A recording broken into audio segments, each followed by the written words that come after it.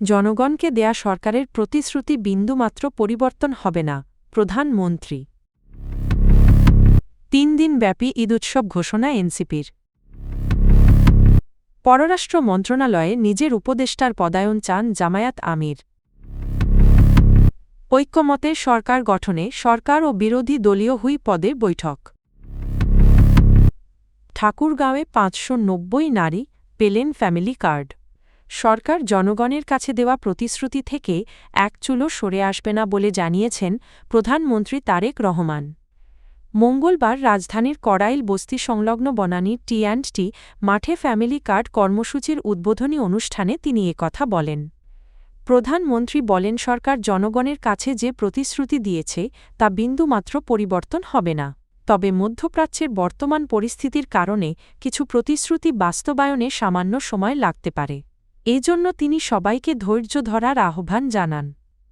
তারেক রহমান বলেন, নির্বাচনের মাধ্যমে জনগণের কাছে জবাবদিহিমূলক সরকার প্রতিষ্ঠিত হয়েছে এবং দায়িত্ব নেওয়ার ১ মাসের কম সময়ের মধ্যেই সরকার নির্বাচনী প্রতিশ্রুতি বাস্তবায়নের কাজ শুরু করেছে। তিনি বলেন, দিনটি তার জন্য ব্যক্তিগতভাবেও আবেগঘন এবং বিএনপি ও বর্তমান সরকারের জন্য এটি একটি গুরুত্বপূর্ণ ও ঐতিহাসিক দিন। দীর্ঘদিনের পরিকল্পনার অংশ হিসেবে ফ্যামিলি কার্ড কর্মসূচি বাস্তবায়ন শুরু হয়েছে বলেও জানান তিনি। আসন্ন ঈদুল ফিতর উপলক্ষে রাজধানীতে ৩ দিনব্যাপী উৎসব এবং ঈদের দিন বর্ণাঢ্য মিছিল আয়োজনের ঘোষণা দিয়েছে জাতীয় নাগরিক পার্টি এনসিপি।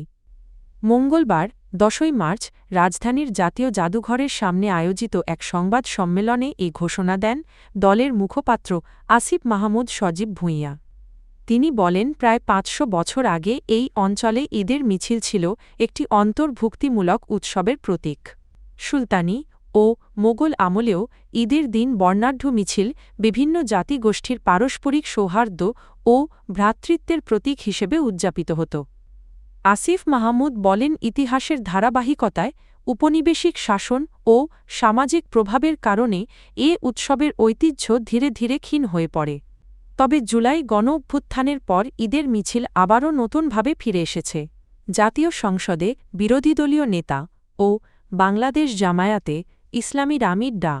শফিকুর রহমান তার পররাষ্ট্র বিষয়ক উপদেষ্টা অধ্যাপক মোহাম্মদ মাহমুদুল হাসানকে মন্ত্রীর পদমর্যাদায় পররাষ্ট্র মন্ত্রণালয়ে দায়িত্ব দেওয়ার প্রস্তাব করেছেন। এ বিষয়ে তিনি পররাষ্ট্রমন্ত্রী খলিলুর রহমানকে একটি চিঠি দিয়েছেন বলে সংশ্লিষ্ট সূত্র জানিয়েছে।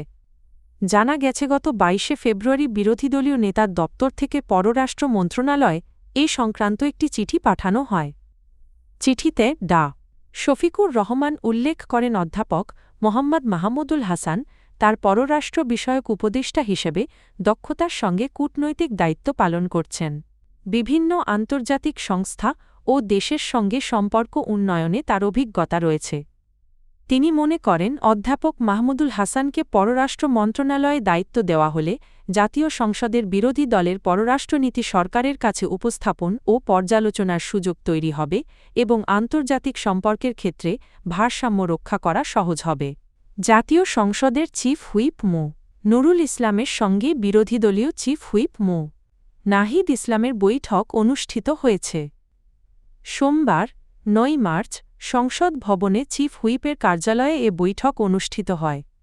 বৈঠকে দেশের বর্তমান রাজনৈতিক প্রেক্ষাপটে একটি ঐকমত্যের সরকার প্রতিষ্ঠার লক্ষ্যে বিস্তারিত আলোচনা হয়। একই সঙ্গে জাতীয় স্বার্থে সংসদীয় কার্যক্রমকে আরও গতিশীল ও অংশগ্রহণমূলক করার ওপর গুরুত্বারোপ করা হয়। বৈঠকে বিরোধী দলীয় চিফ হুইপ মো. নাহিদ ইসলামের নেতৃত্বে ৩ সদস্যের একটি প্রতিনিধি দল অংশ নেয়। প্রতিনিধি দলের অন্য সদস্যরা ছিলেন মো. রফিকুল ইসলাম খান এমপি, মো. আবুল হাসনাত এমপি এবং মো. নুরুল ইসলাম এমপি। এ সময় সরকারি দলের চিফ হুইপ মো. নুরুল ইসলাম বলেন, প্রধানমন্ত্রী তারেক রহমানের নেতৃত্বে গঠিত সরকার সংসদের প্রতিটি কার্যক্রমে বিরোধী দলের কার্যকর অংশগ্রহণ নিশ্চিত করতে প্রতিশ্রুতিবদ্ধ। ঠাকুরগাঁও সদর উপজেলার রহিমানপুর ইউনিয়নে ফ্যামিলি কার্ড কর্মসূচির আনুষ্ঠানিক যাত্রা শুরু হয়েছে। এই প্রকল্পের আওতায় ইউনিয়নের ২ নম্বর ওয়ার্ডের ৫৯০ দরিদ্র নারীকে সুবিধাভোগী হিসেবে নির্বাচন করা হয়েছে। মঙ্গলবার ১০ই মার্চ সকালে রহিমানপুর সম্মিলিত ঈদগাহ আলিম মাদ্রাসা প্রাঙ্গণে আয়োজিত এক অনুষ্ঠানে এ কার্যক্রমের উদ্বোধন করা হয়। কর্মসূচির উদ্বোধন করেন স্থানীয় সরকারপল্লী উন্নয়ন ও সমবায় এলজিআরডি মন্ত্রী এবং বিএনপি মহাসচিব মির্জা ফখরুল ইসলাম আলমগীর। এ সময় উপস্থিত ছিলেন ঠাকুরগাঁও -2 আসনের সংসদ সদস্য ডা আব্দুস সালাম এবং জেলা প্রশাসক ইশরাত ফারজানা। সংশ্লিষ্ট সূত্র জানায় সরকার সারা দেশে একটি বিশেষ পাইলট প্রকল্প হিসেবে ফ্যামিলি কার্ড কর্মসূচি চালু করেছে। প্রাথমিকভাবে শর্ত সাপেক্ষে দেশের ১৪টি উপজেলার বিভিন্ন ইউনিয়নে এ কার্ড বিতরণ কার্যক্রম পরিচালিত হচ্ছে। এর অংশ হিসেবে ঠাকুরগাঁও সদর উপজেলার রহিমানপুর ইউনিয়নে কর্মসূচিটি শুরু হয়েছে।